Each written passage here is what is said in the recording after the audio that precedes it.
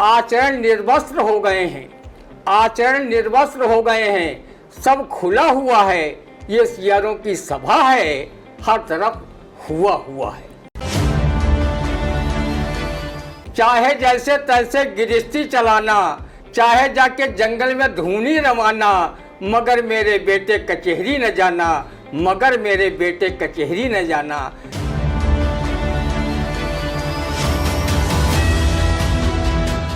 नमस्कार, आप देख रहे हैं आई इंडिया और आपके साथ मैं हूं प्रियांशु मिश्रा। आई इंडिया के खास शो रंदा में एक बार फिर सभी दर्शकों का स्वागत है। तो खबरों पर रंदा चलाने के लिए आई इंडिया के स्टूडियो में मौजूद हैं वरिष्ठ पत्रकार, कवि एवं रंगकर्मी ज्ञान प्रकाश सिंह प्रतीक जी। तो प्रतीक जी, आई इंडिया के स्टूडियो में आपका बहुत स्वागत है। तो शुरुआत करते हैं पहली खबर से। रामलला की प्राण प्रतिष्ठा में भी बटे थे तिरुपति से आए 3 टन प्रसादम लड्डू। गाय, सुअर व मछली तेल से बने वेंकटेश्वर मंदिर के प्रसादम लड्डू को लेकर पूरे देश में मचा हाहाकार। प्रतीक जी, क्या कहता है रंदा? हाय राम, इन मिलावटियों ने रंदा की कौन कहे, रामलला को भी नहीं छोड़ा। उनको भी प्राण प्रतिष्ठा के समय यही लड्डू खिला दिए। हाय राम, इन नासपीटों की नाश हो। नाली के बजाय इनके शरीर में मोटे मोटे कीड़े पड़े, जिन्होंने धर्म कर्मकांडी नाट पाखंडी रंदा को भी ये लड्डू प्रसाद में खिला दिए। रंदा सरीखे करोड़ों भक्तों को क्या पता था कि गाय सुअर की चर्बी व मछली का तेल इसमें मिला है। वो प्रसाद के रूप में लड्डुओं को गटागट हलक के नीचे गटक लिए।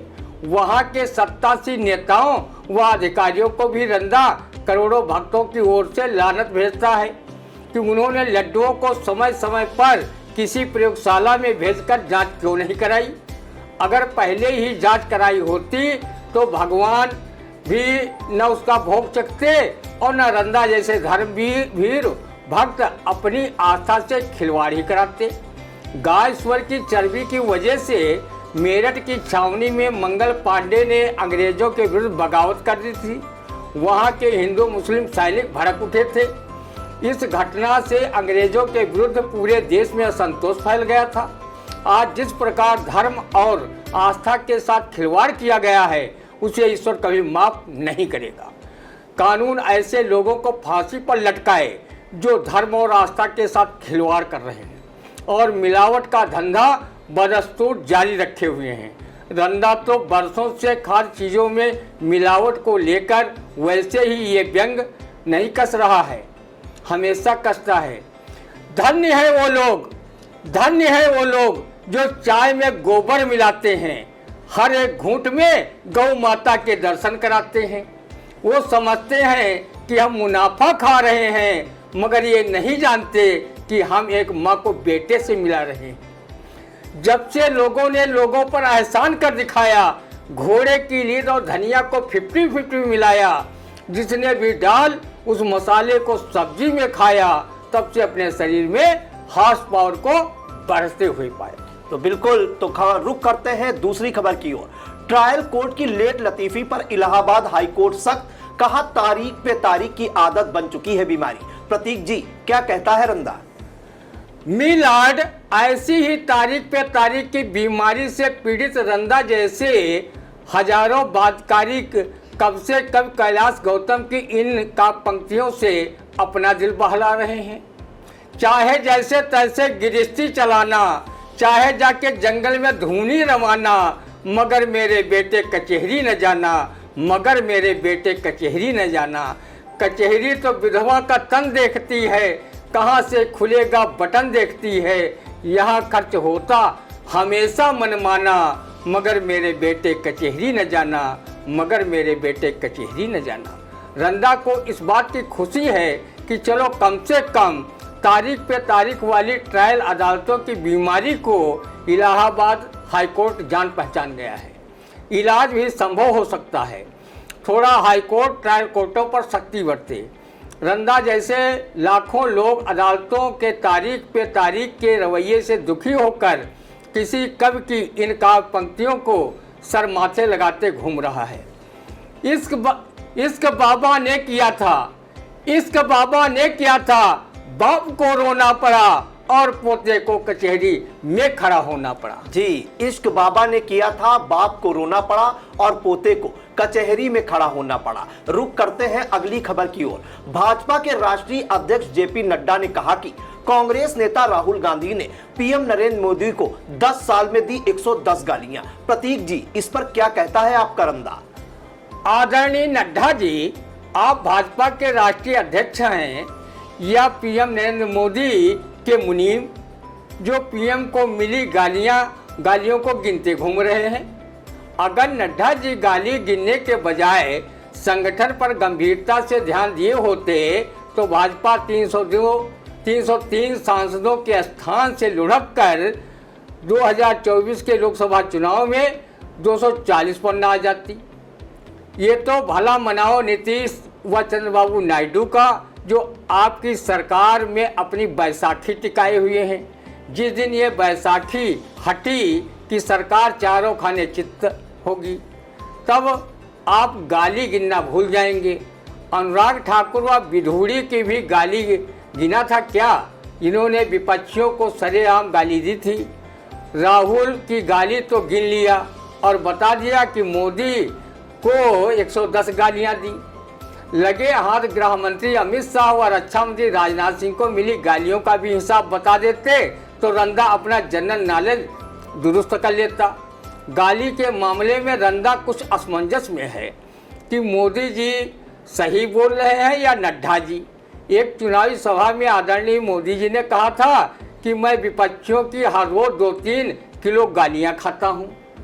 रंदा को तभी पता चला कि गालियां भी किलोग्राम में तौल कर दी जाती हैं। नड्डा जी, आप बता रहे हैं कि उन्हें बीते 10 साल में राहुल ने 110 गालियां दी। रंदा गणित में काफ़ी कमज़ोर है कि 10 साल में 110 गालियों का वजन कितने किलोग्राम था।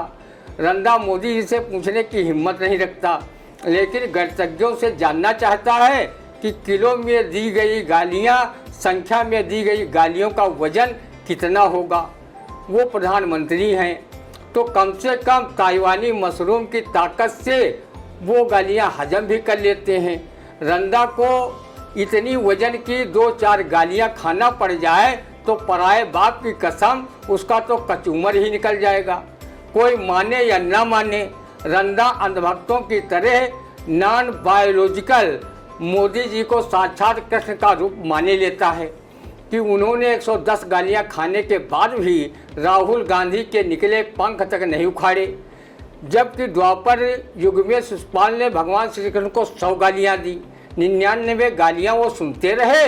सभी गाली पर चक्र सुदर्शन से उसका गला काट कर सुरलोक पहुंचा दिया, लेकिन मोदी जी श्री कृष्ण से 10 गालियां अधिक खाने पर भी मौन है।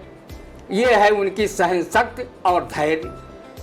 गाली के बाद मारपीट की नौबत आ जाती। अगर ऐसा न होता तो फिर आलखंड में ये क्यों लिखा जाता? बातन बातन बदमड़ होगा और बातन में बाढ़ गई रार, और रार होत फिर गारी हो गई, गारी होत बुझी तलवार। आदरणीय नड्डा जी, आपको रंदा की नेक सलाह है कि पीएम को विपक्षी दलों से मिलने वाली गालियां को गिनने के लिए रंदा जैसे अरे गहरे लोगों को लगा दीजिए।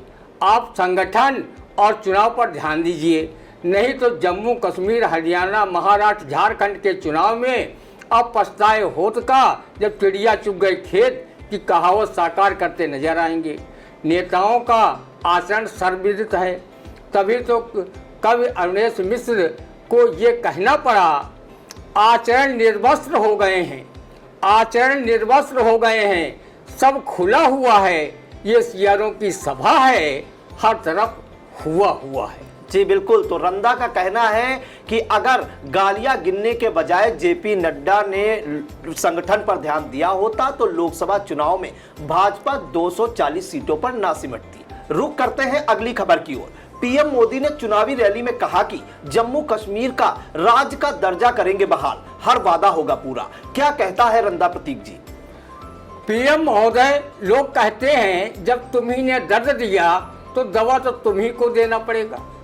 आपकी सरकार ने ही तो जम्मू कश्मीर जैसे राज्य को केंद्र शासित प्रदेश में बांट दिया।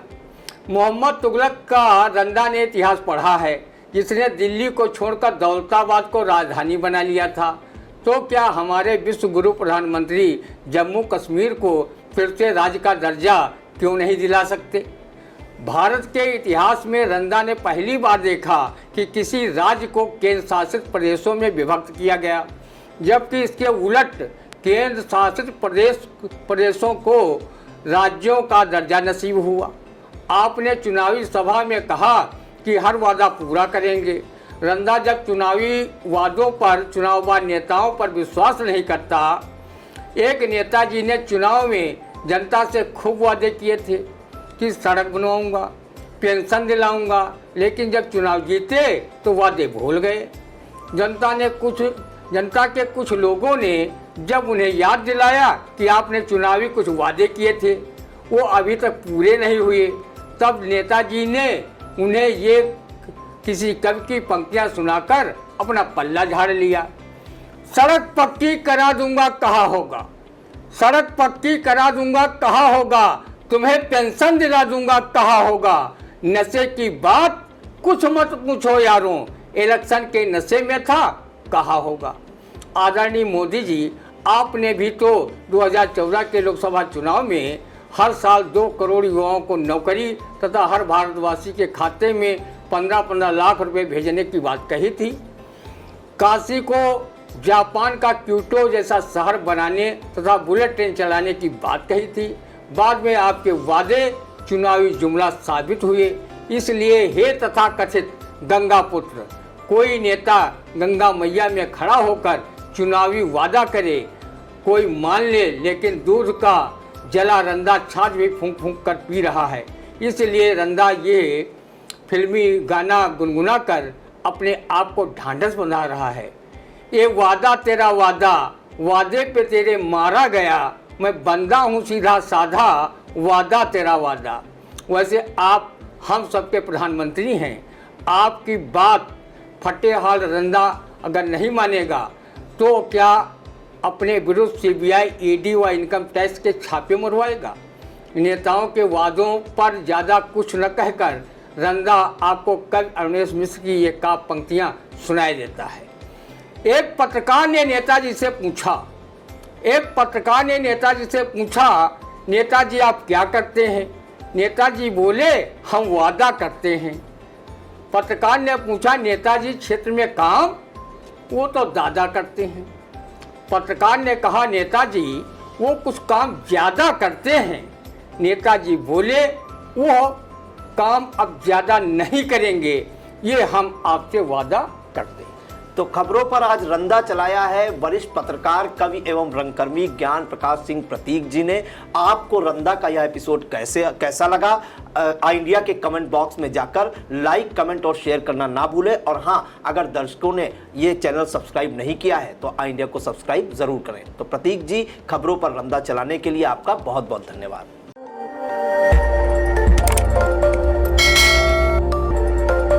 खबर आपकी, नजर हमारी। देखते रहिए आई इंडिया।